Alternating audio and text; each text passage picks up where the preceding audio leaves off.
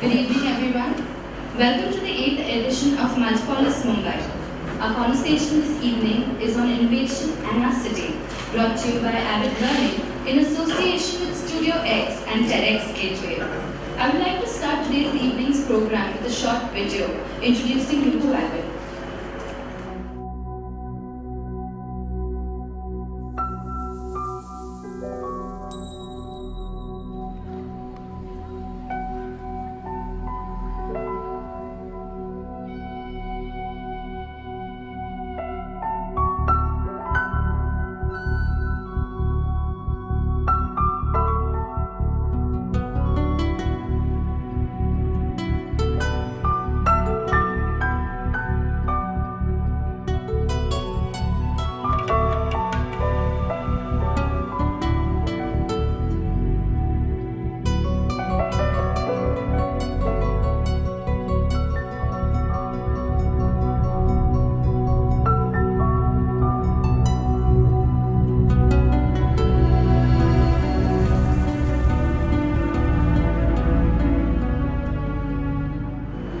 As you briefly saw, is an SR initiative fostering creative learning across literature, culture, heritage and art, including visual, performing and applied arts, through short-term courses, workshops and discussion forums.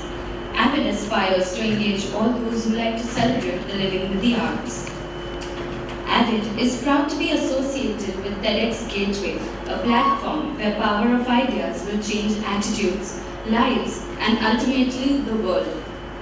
On 2nd December, TEDx Gateway, in collaboration with Avid Learning, will present 22 speakers from 15 countries for a conference of innovative ideas. Avid members will be invited to share their innovative ideas to change Mumbai and will qualify to attend this conference. I request Yash Raj from TEDx Gateway to tell us more on this upcoming session. So one quick question, how many of you have seen a TED video? That's quite a lot. So what we do is basically we create an we host an independently organized TED event in Mumbai, and this is the 3rd year. We've been getting, like she said, 22 speakers from across 17 countries to Mumbai, and they plan to share their ideas of spreading maximum 18 minutes each, that's the TED format, to an audience of around 800 people at the NCPA. So for more information on the speakers, I'll be actually reading out some of the ideas, not all of them. There is Steve Winter to start off with. He's the world's best wildlife photographer, and he works with the National Geographic, and he runs an organization called Panthera. There is Neil Arbison. Neil's colorblind. He cannot see anything other than grey around him. So he's invented a small device that fits in his head, and instead of seeing color, he can hear color. So he knows around 350 odd different colors, and he cannot tell you how you look, but he'll tell you how you sound. There is Shri Bose, all of 18. She's one of the youngest cancer researchers in the world. I think she is the youngest cancer researcher in the world. And at the age of 14, she won the Google Science Fair Award for changing the color of vegetables to different colors so that kids can accept vegetables better to eat actually. So there's also Usman. Usman's a Pakistani instrumentalist. He's learned 20 instruments at the age of 19 only from the YouTube. So there's no formal teaching, he's not gone for any classes as such, he's just learned everything from scratch on the YouTube. He also interns with Metallica and Preston Reed. We also have another Indian, I think this is something I feel very proud about.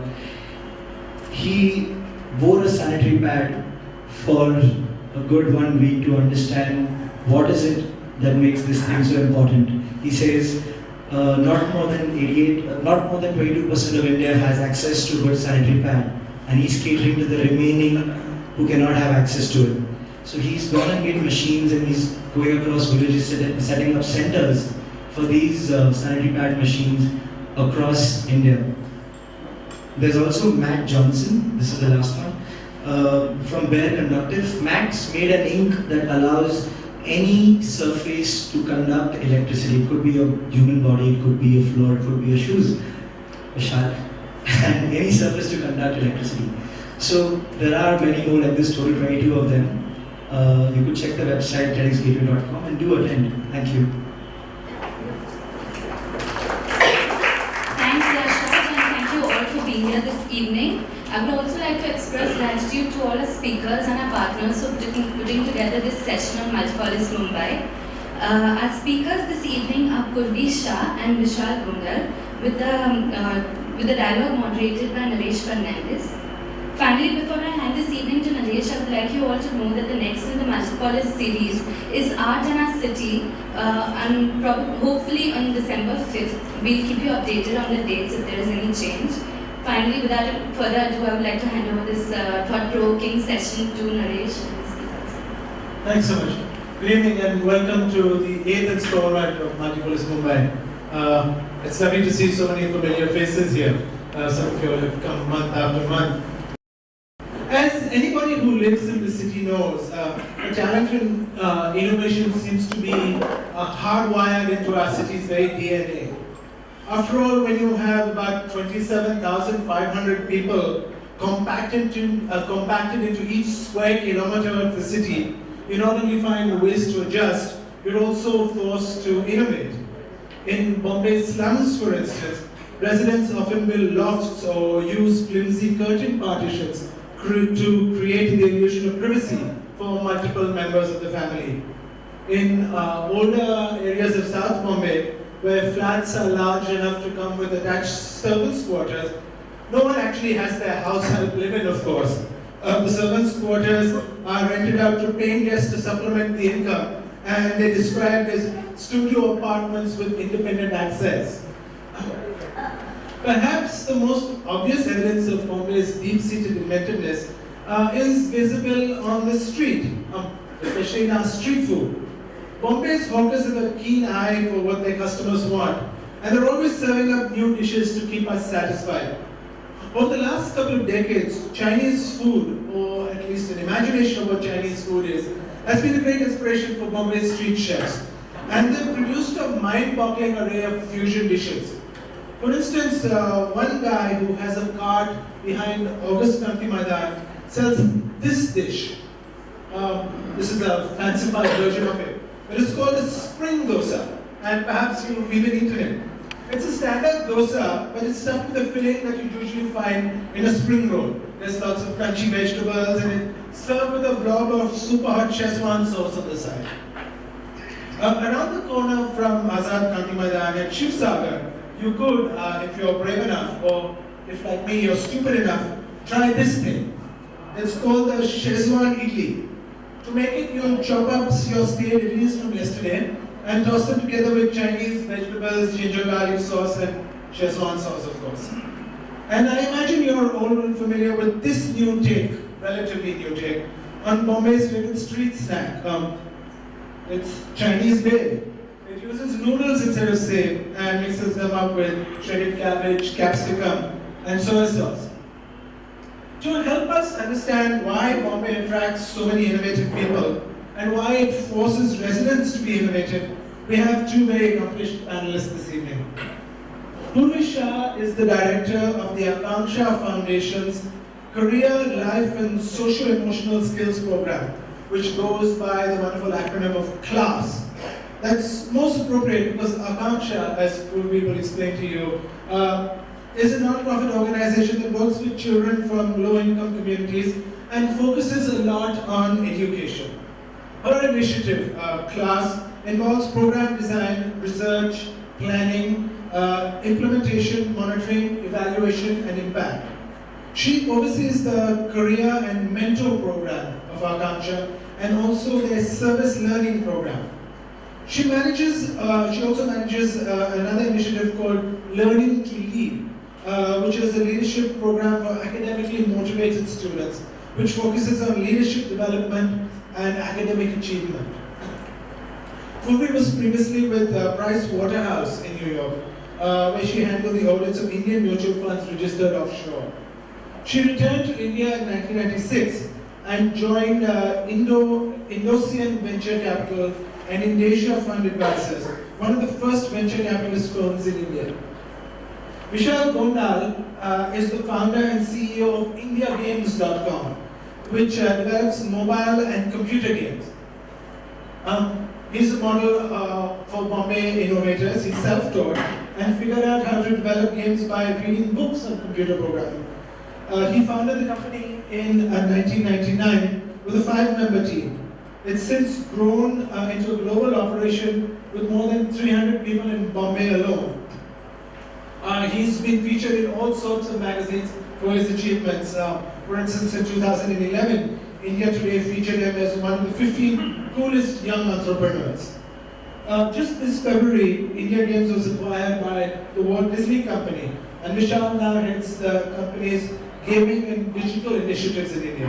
He is also an angel investor and puts his money behind young entrepreneurs who have innovative ideas. So if there are any of you in the room, line up after that.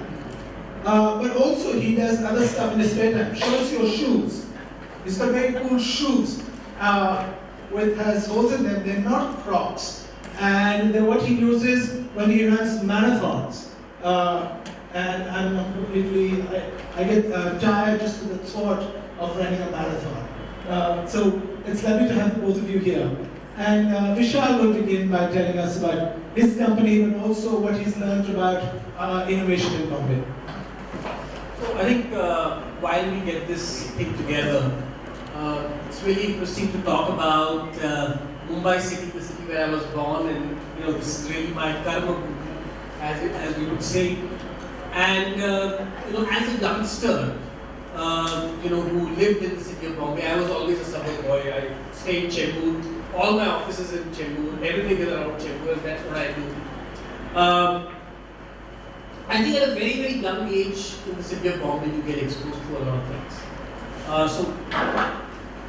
I think before I start the show, and thanks to Walt Disney, I have to specify that all what I am talking here is my personal views. It cannot be attributed to Walt Disney, Mouse, or Jedi, or Star Wars, or anything.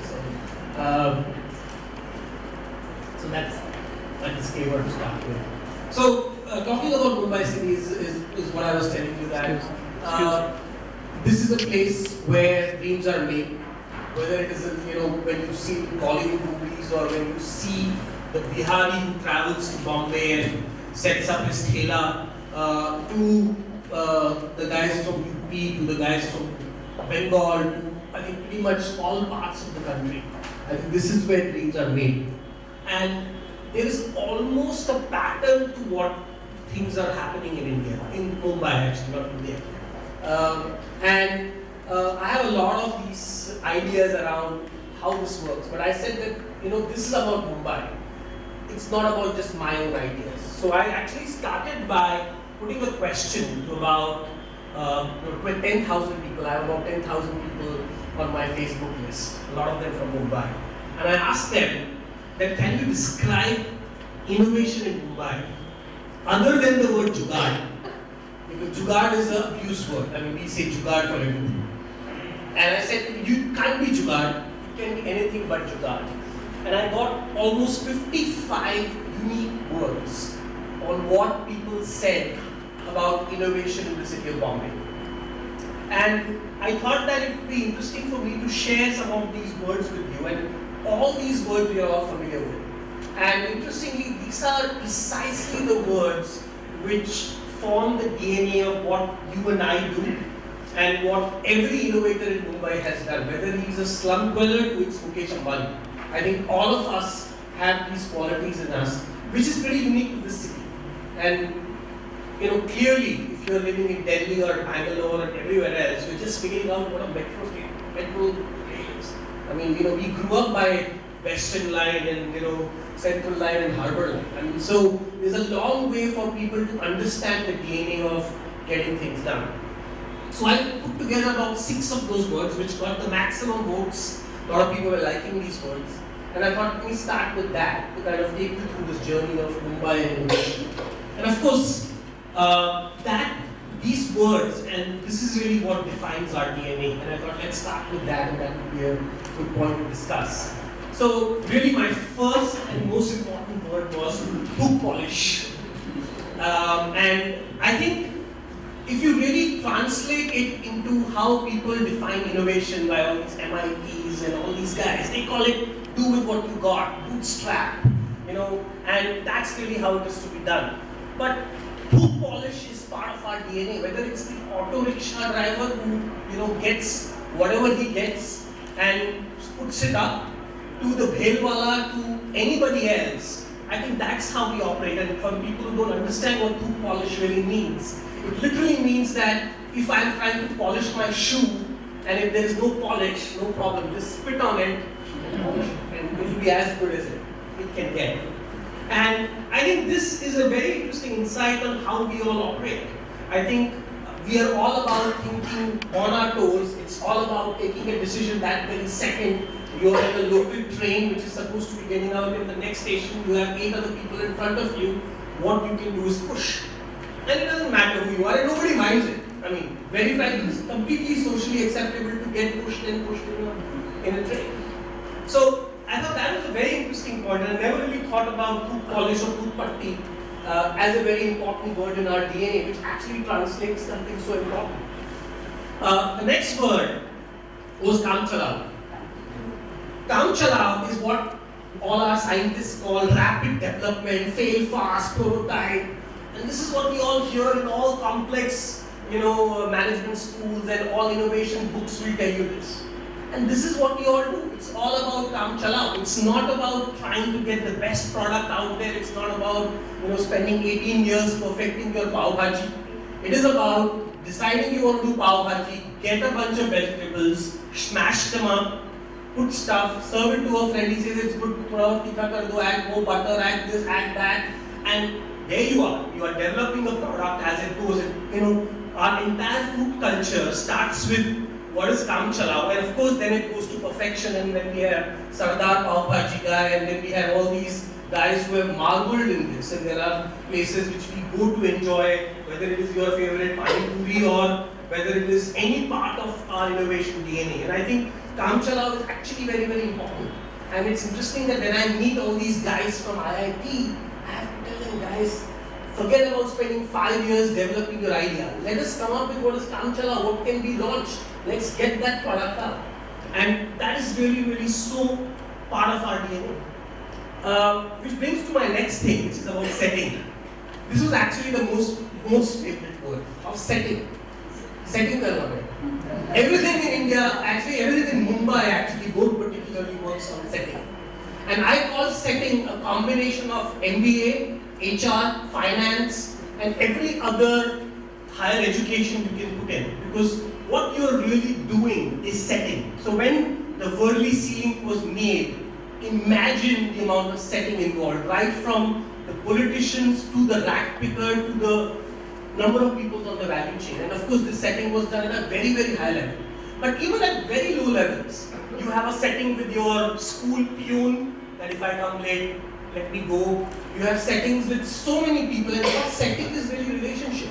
And not for every setting you have to pay, bribe, or anything else. Setting can be just done because you smile at someone and say, setting. And I think these are theories which people spend years and years in listening and going through colleges and all kinds of places. And setting is what is part of our DNA. We learn it every day. Whether it is again dealing with our cops are the best, our traffic cops. Nobody else will have traffic cops so well. And every time we had to do a setting, and I'll tell you what my setting, of course, provided we are not going to tell it to anyone. My setting is I have a very nice card. I'll not show you this thing, which says Police Minister and has my name in Marathi. And every time some cop catches me, I show him my card and say, listen, I have police with me. What is the police? It just says that I'm a friend of the police. It's completely legal, absolutely no problem. But because I actually tell him that and I talk to him in Marathi, believe me, 10 out of 10 times, I get left with a very strong warning next time. Is that Disney speaking of you? No, this is personal views completely. It cannot be attributed to anything. So again, I'm not breaking any law. I'm just being nice to them. So again, as I said, there are different settings and everybody has a story of what setting they have done, whether in their personal lives, in their professional lives, in any kind of lives. I hope this is not going online. So I think In this setting, we won't put it on. yeah, please, edit this part. So I think it's all about setting, and setting is done everywhere. Even the boot polish wala has a setting with somebody to get this done, and this is really complex stuff, which people pay a lot of money for in the normal world. And then it comes to the jhol, which is the secret sauce that a lot of people do things which are unexplainable. You don't know how it was done. I still don't know how did Mukesh Ambani build that awesome building there. Right? It's a secret sauce. And similarly, there are so many people who have done such accomplished things in this city that there is absolutely no explanation for it. And we finally say, "Jhol." Now, jhol is actually a very positive term. It's not a negative. It's never used as a negative context, but it's really the secret sauce. It's really the process or whatever else. In the West, there are very complex terms to describe this. That this is your, 9 principles, 6 sigma, God knows what all they have. But this is part of our DNA. Jhol is part of our DNA, and we all do it. We don't have to say what we did. We just said, "Humne kuch jhol kiya, ho gaya," and everybody believes you, and they are completely fine with it. It's completely accepted. So a lot of times the vada pav, especially, the chutneys taste so well. I don't know what they do with it, but some of these chutneys, and there are all kinds of theories on what all go in it, including red ants and God knows what. Wash their hands. Yeah, they wash their hands in it, but we are completely fine with it, and we just think kuch to jhol hai isme, but it tastes well. Which is really the point. And I think my other favorite is dhanda. Everybody here is about dhanda. Finally people are here about business. You go to Delhi, you talk to anybody, they're like, waste so much of your time. They're all like, you can do 2 meetings in Delhi if you go to do business, or Bangalore for that matter. In Bombay, I have done 6 meetings a day, 7 meetings a day, because everybody is about dhanda. If you're talking to me, what do you want? What do I want from you? Okay, it's done. Hello, let's go next. I think people are to the business. They're to the point. They respect each other's time. Everybody knows time is money. Everybody is about dhanda, and that's a big difference. And I think that's part of our DNA, which is why we're doing what we do. And finally, my last and my most favorite is this, which is topi. And I think this is a big thing because topi is something. So Fashion Street is its next doors. And none of the Fashion Street vendors can survive if they are bringing topi to a customer. I think you cannot take the customer for a ride. And if this is the thing that you are giving topi to the customer, your business won't survive. Of course, you can give your topi to somebody else, and you can keep moving topis around. That's a different business model. But largely, value for money is what is absolutely important. And I think people are well aware, and people who pen out topi are not here for the long term. And we've seen that. We see so many people who come and go, and those are the people who are trying to pen out topis today. So I think that's really again embedded as part of our DNA. And if you really look at this, all the people who have been successful or innovators, whether at the lowest or the highest levels, will exhibit these kind of things which you have seen and you can really associate with. And I thought it would be really an exciting one. And I want to bring this term, and I spoke about this, that why is this happening? What is the problem, or what is the jhol in Bombay? And I would say over the last 5 to 7 years, this jhol has become even bigger. And I would say it is thanks to the Mumbai-Pune Expressway. And thanks to what I call the gulch, and thanks to all the migration which is happening to Mumbai. And what is really happening is that normally Bangalore people say is the Silicon Valley of India. I think it's the most foolish thing to say ever. It's like calling China, who manufactures iPad or iPhone, as the most innovative Silicon Valley company. China is just a manufacturer. Bangalore is just a bunch of people who are slaves for all these companies who are doing back-end work. They are not doing innovation. People are mistaking that for innovation. Innovation is happening when there is an environment for innovation. And I'll describe the qualities to you. And what has happened in the corridor of Mumbai-Pune. So I was jokingly telling that it takes the same amount of time to go from Chembur to Pune. Then it takes from Chembur to Lokhandwala, 2 hours. So Pune has now become the extended suburb of Mumbai, thanks to our expressway. And Pune is where all the schools, colleges, it's the education hub. And what has happened is that we are now seeing actually creativity, technology, art, media, finance, people from all these various streams. I mean, Mumbai is where a lot of this is, whether we talk about the movie business or the television business or the art scene, the media scene. Plus the technology scene is very good in Mumbai with IITs, etc. And a lot of technology people are coming from Pune, which we are forgetting. And we did a very interesting survey just last week. So, of course, I'm from the gaming industry, and gaming is, of course, the cutting edge of innovation. And we wanted to map out where are the gaming companies who are producing products. We're not talking about outsourcing and making games for somebody else. Where are the product companies located? And we created a very interesting map. This is really where all the game companies of India are currently located. Of course, it's not surprising that between Bombay and Pune, it's the maximum concentration of 34 companies. There is, some companies in Karnataka, but they are very, very small comparatively. Hyderabad, we don't know whether those companies are real or not, that's the problem.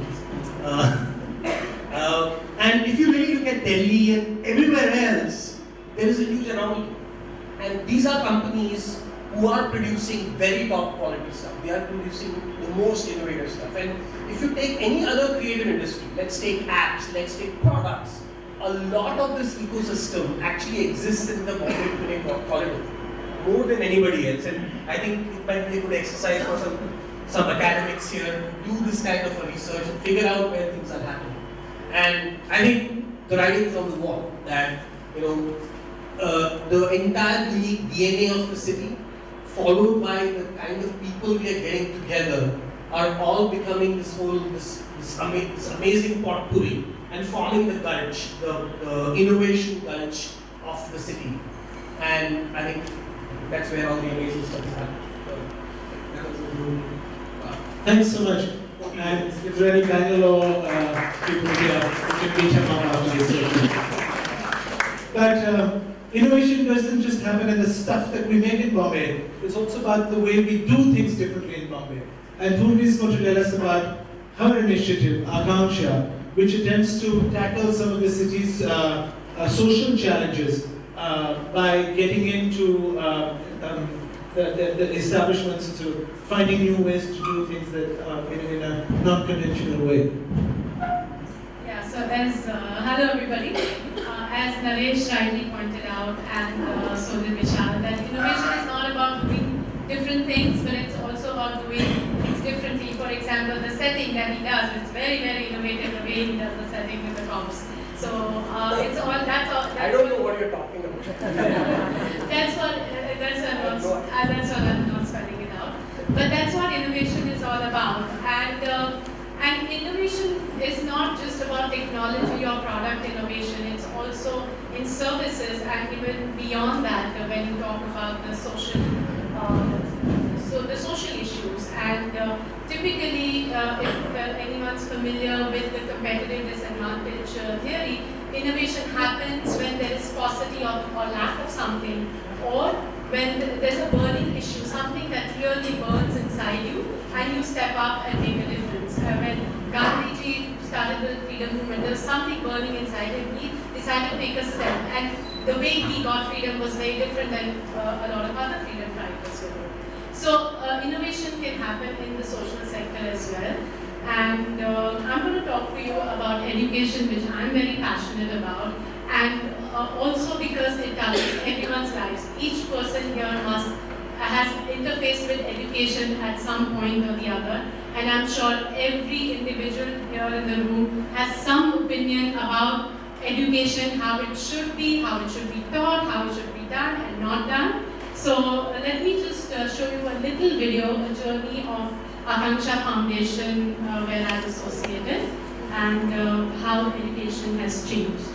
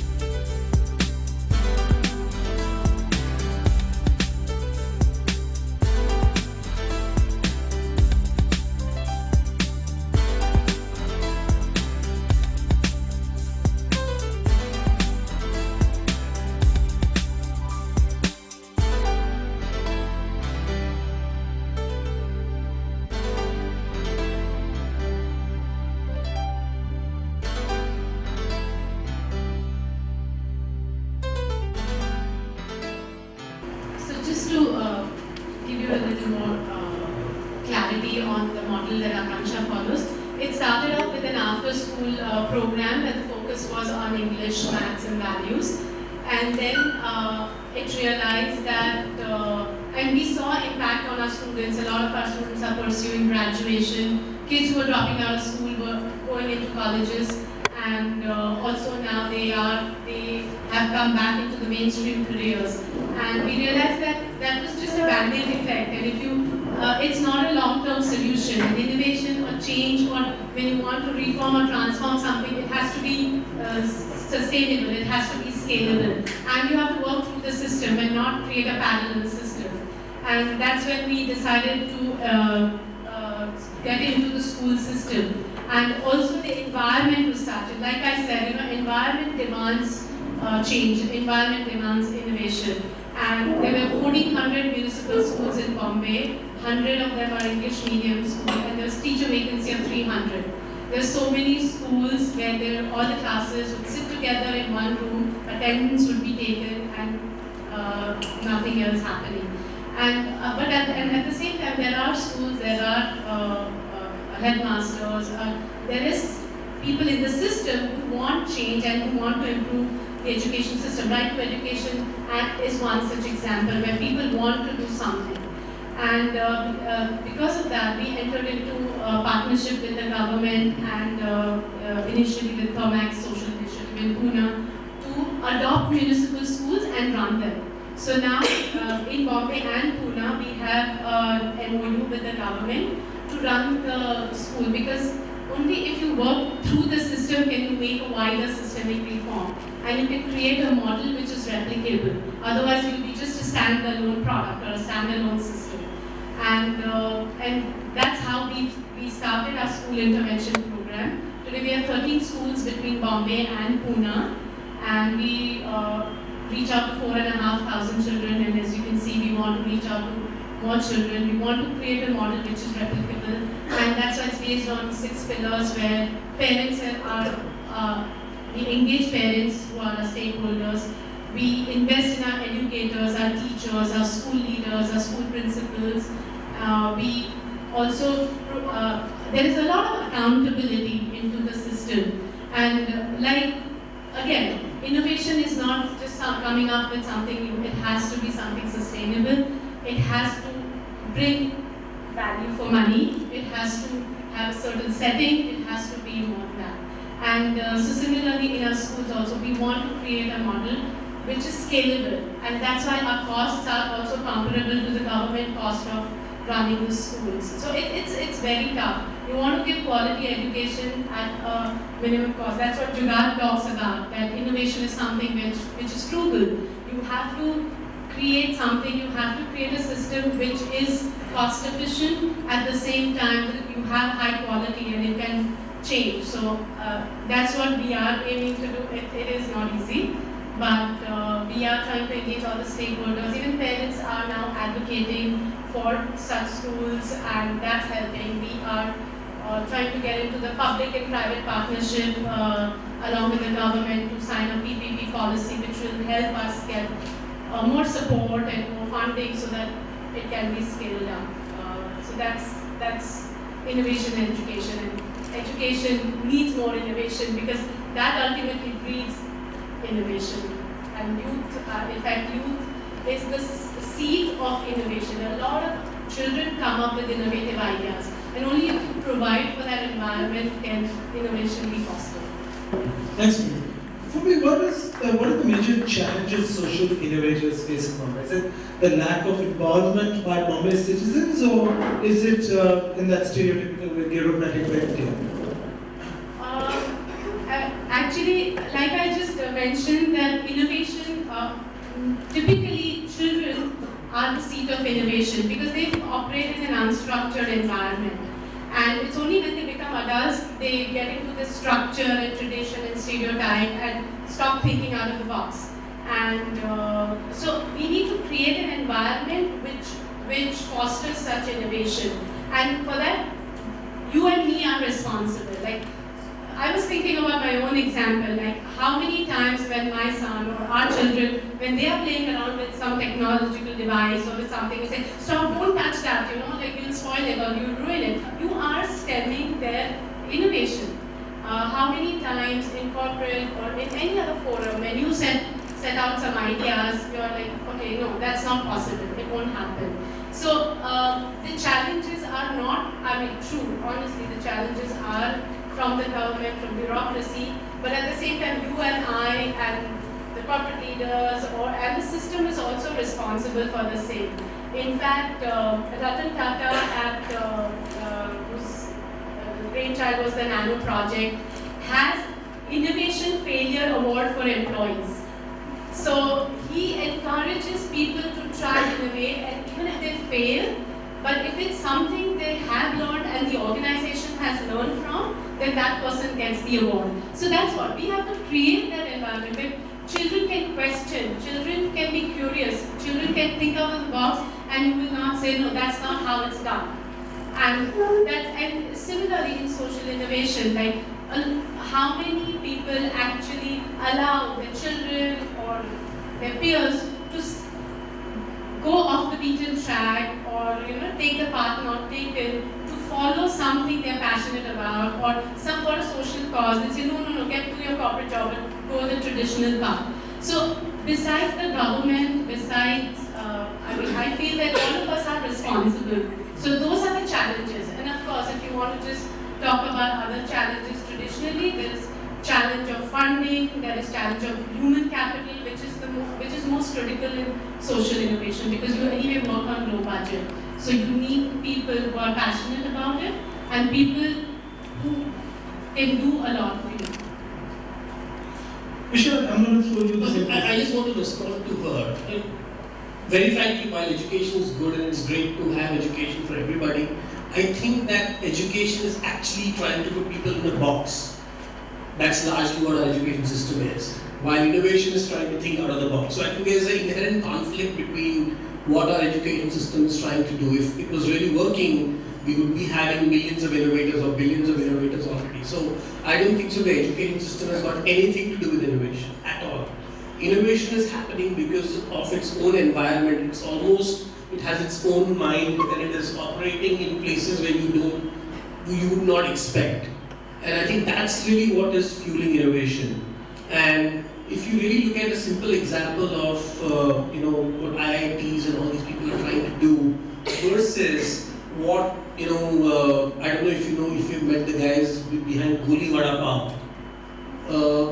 The guy is brilliant. I mean, he took a simple concept of the Mumbai Vada Pav and said he's going to use the same technology which McDonald's uses to deliver you your Vada Pav. And that one insight didn't come from a school or any other innovation system, and then we worked the system through and did all the jhol and setting to get it working.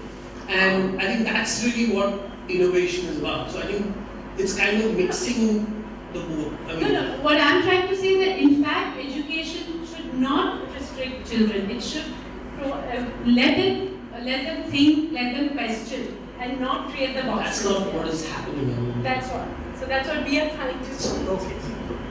Well, I also want to ask you, so what are the hurdles that technology and business innovators face? For instance, a lot of sectors complain that real estate values in Bombay are just too high. Rents are too high to attract new talent to Bombay.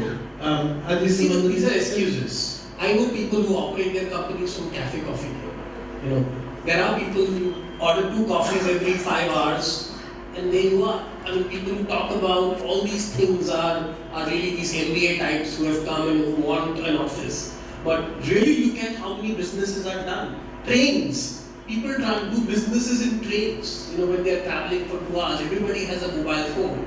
Your chai wala is doing business. The other day I was at Flora Fountain and I had tea at a stall and he said he's doing it for 20 years. And that's a business which he's running and he's excelling in that. But I think, this whole myth that I need funding is actually come partly because of those US venture capitalists who have come here. Nobody even knew this term 10 years back. Everybody knew that मेरे बाप का पैसा है या bank का पैसा है. This is how everybody operates. Or you beg, borrow, steal. take loans from your friends, and all kinds of things. And that's how people operate, and I don't see any reason why you can't succeed doing that. In addition to your venture, what are the other social innovations and organizations you see in Bombay that give you hope?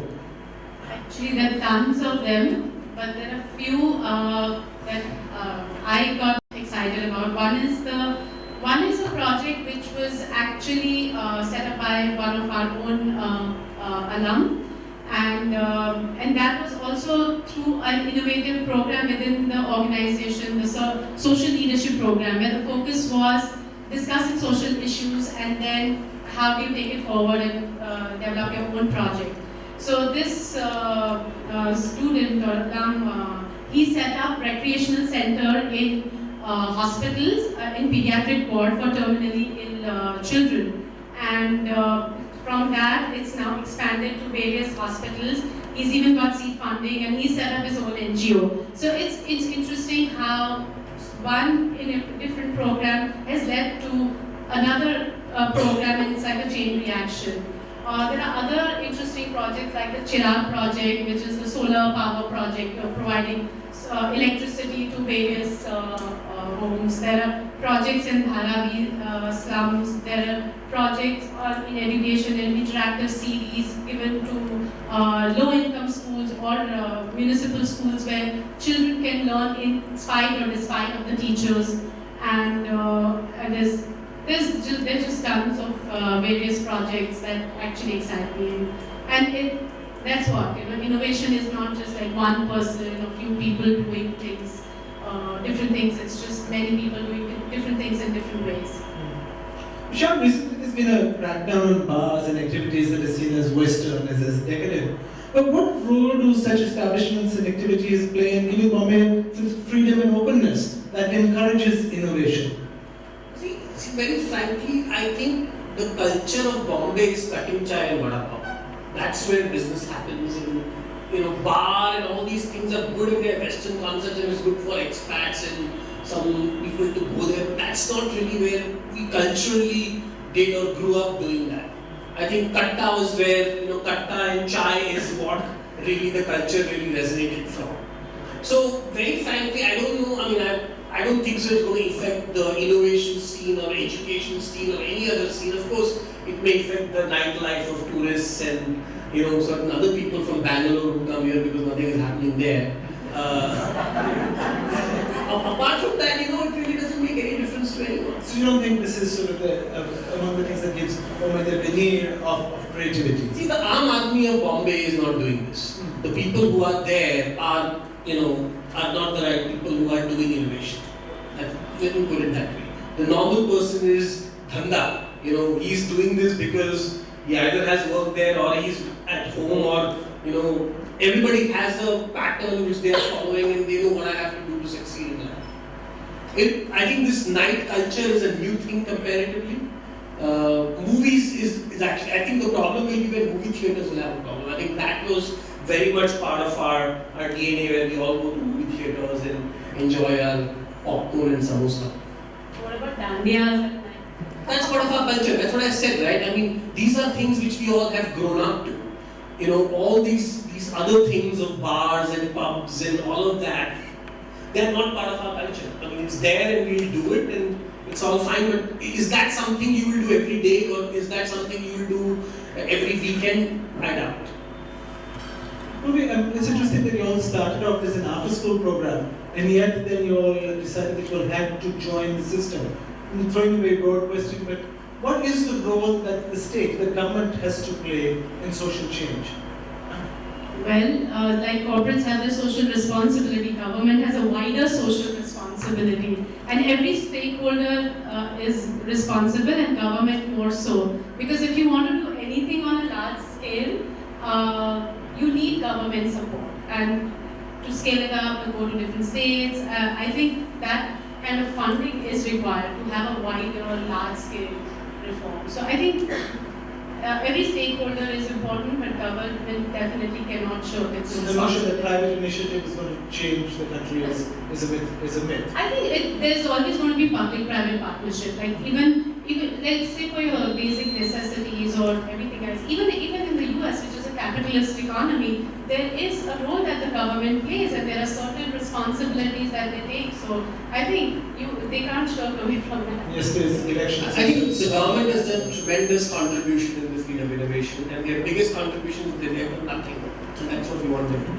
I think in India, whenever government interferes in anything, more bad than happens than good. You know, if there is funding available, the funding will go to some minister's relatives.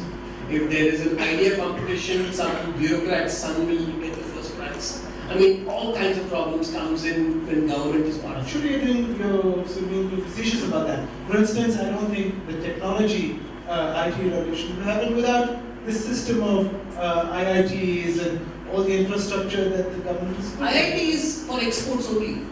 Every IITian is not here. Where are they? Actually, Is there any IITian here in this room? Maybe one or two. That's the problem. I mean, this is a discussion on innovation. IIT, IIMs were made for all the MNCs for them to have their managers. IITs was for exports.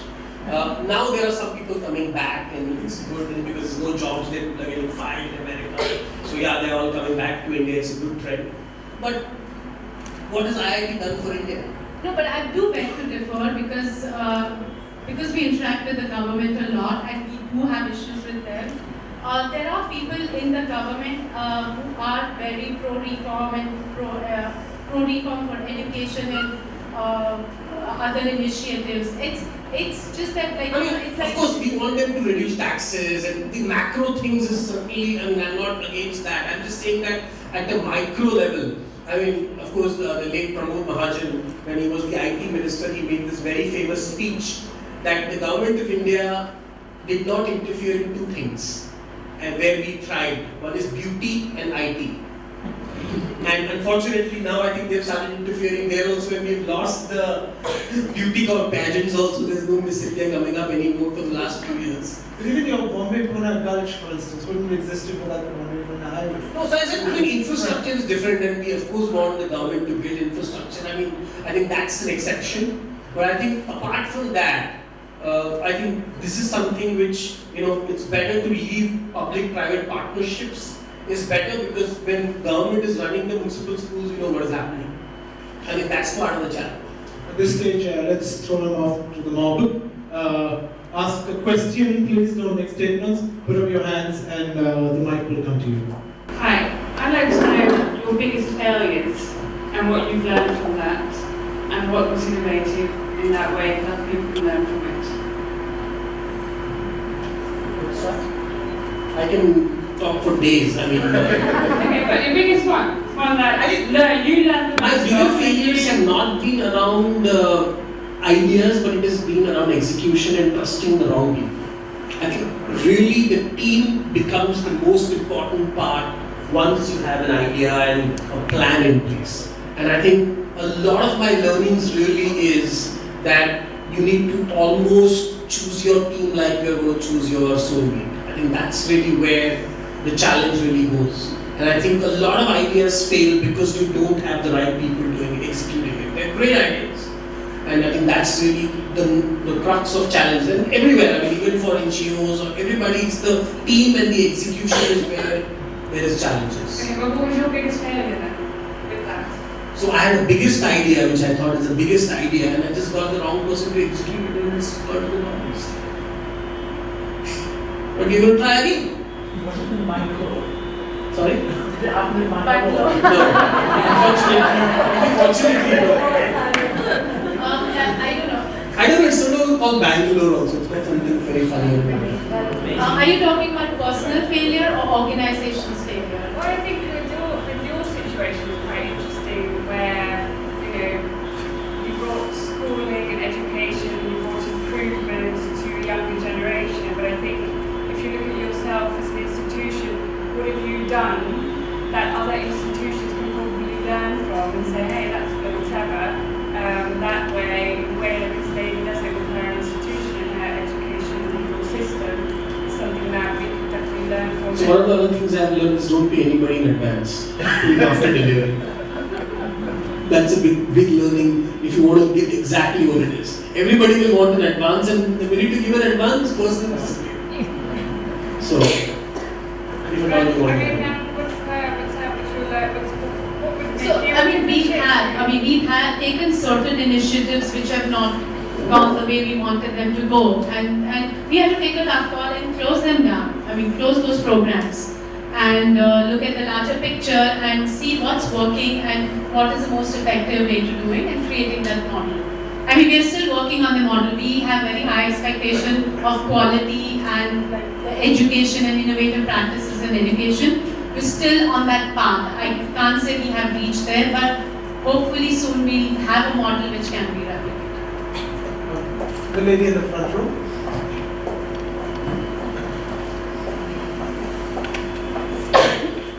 Hi, I come from China and I'm a student at MIT. I discovered You are a spy. Thank you, yes. The social network is playing an important role in both the United States and China. So I'm curious, what's the role of social network and internet in the innovation and social change? Social network, internet. What do they play in India? So I think, let me re-articulate your question. I think it's about when young people are getting connected, what is the big difference which is happening? I think that's really where, I think in India now we have about 65 million people, about 66.5 crore Indians on Facebook. Bulk of them are in the age of about 18 to 28, 29. So youth are all on Facebook, they're all connected with each other, they're all talking, they're all commenting. So I think clearly there is let me use the word, the youth is becoming, people who are connected are becoming hyper-expressive. Yeah, but they're saying things like cool and LOL. No, it's not just that. I think even LOL, I think people can't keep saying to their friends the same thing, so they need to keep coming up with new things. So I think there is a hyper-expressiveness which is happening. Everybody is on mobile phones. So just to give you a stat there are about 100 million mobile phones which are already connected. Everybody is texting. They're on WhatsApp. They're on BlackBerry Messenger, all kinds of things. And this is creating a completely new dynamic to a lot of our users. Of course, a lot of them are playing games. That's the other thing. And we like that. Which is good for you. Yeah, exactly. But I think there is a fundamental change in the DNA of people. I think every young person today feels that if something goes wrong with him, there are people who will go and threaten a shop that if you don't give me service, I'm going to put it on Facebook. Even if he has 10 friends. I think that's really what is happening. People are now understanding the power they have with them of expressing themselves and this becoming known to other people. So I think there's a big difference, and this was not the case 10 years back or 5 years back for that matter. I think it is happening, and I think there is a big change there. So to put it positively, it's an innovative marketing tool. Social media is like your Cola variant gun, how it's gone viral. We use that platform to create awareness about the organization, about the issue, and connect to larger people. And through that, we have people like you're talking about volunteers, and again, that's a great platform to get volunteers or people getting aware about what you do. Let's take that one.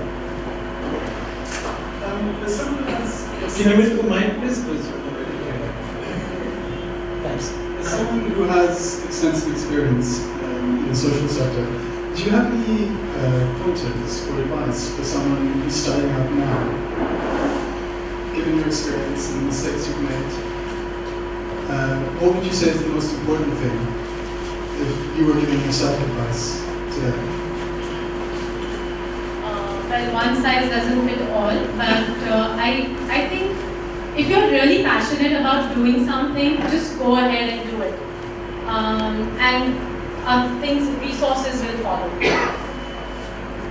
So be human resource, financial resource. So do it, and it's important to build a good team around you. So all you need is a what mobile more, phone yeah. to do anything you want. I hope you have. I don't know what specific. Well, you said that there's a huge difference between think tanks and ideas and actually doing so. I was hoping if you could elaborate more on that, because that sounds like you've had quite a few experiences. Is there something more on that note you could elaborate on? Specifically with working in social good in India as opposed to just working in social good. Like you're talking about project management in general. I meant specifically for social projects in India. In India, it depends on what you're doing. There are certain things really hard to do, but that's how Akanksha started. It started with one person going into the community and sitting in a room and just teaching children. That's how it all started. So what I'm saying is, if you're really passionate about the issue, like just start working on it and then see where it's going, and then I mean that's. But I can talk to you later if I can understand more, like specifically what your issue is. My question is actually to the both of you.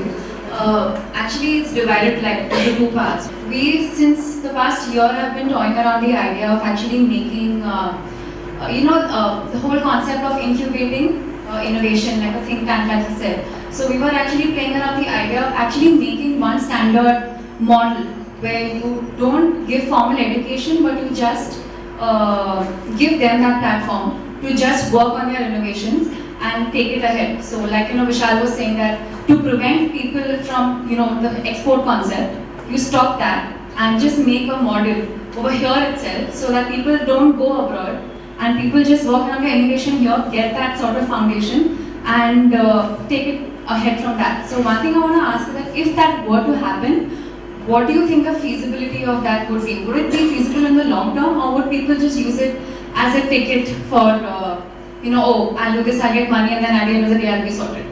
So, do you think it's feasible if like the way we have normal schools today providing formal education, we actually have schools which only house innovation, which only house innovative thinking, creative ideas, out of the box, fundas? See, the thing is, this is about an ecosystem. A lot of times, ideas are ahead of its time. A lot of times, they are late. And I think the challenge really is what is the right time. And today, there are certain fundamental differences in India than what was happening, let's say, 5-10 years back. Today, when you say internet, we are no longer referring to 48 kbps speed. We are at least gone to, let's say, 500 kbps. When we are talking about people with credit cards, people with debit cards, people using mobile, or people willing to pay, the economics are completely different. And I think today, if you really come up with an innovative idea, there are millions of consumers ready to buy it. So I think the timing is perfect where the market is there are consumers, there are people willing to accept it, which was probably not there 10 years back. So it's probably not needed, basically. No, I'm not saying it's not needed. Either ways. I'm saying that it is already happening. Exactly. So people using Chol at the end of the day, with or without a concept like that, will be okay. Dhanda is right now there. When I was running my company earlier, there was no Dhanda. So my first game which I made, I had to get money paid for it. So I went to Pepsi. There was a Pepsi office close to my office, and Pepsi and Coke were always in this fight. So I made this game for Pepsi where you shoot at Coke cans. That is a game, and Pepsi paid me 5 lakhs. And I was like, okay. And I was just able to show them this game which they wanted. So, and no consumer was willing to pay me this game. And we put this game up on all the desks of Pepsi employees. This game was put up at Sterling Theatre, all kinds of things. And in my early days, I realized that the way to really sell my products, because there is no consumer market, is to go to brands and make games for them. Start grassroots, basically. So you have to figure out that you can't say there's nobody buying games, I'll not make games. You have to find a Pepsi. We did gaming for Kellogg's, we went for Pepsodent, we went for every brand under the world to make games for them. And that was our entry to creating a business model. We then went to mobile gaming, and when I started doing mobile gaming, 16 rupees is what we were all paying for incoming calls. Nobody said that. Who's going to play a game on a mobile phone? People were laughing at this idea when we talked about it. Today, we download 1 million games only from a day, sorry. 1 million games a day is what India Games does every day from India. The market in India is 200 million game downloads a month. And who are these people who are downloading games, by the way? Our number one gamer is a pujari in a temple.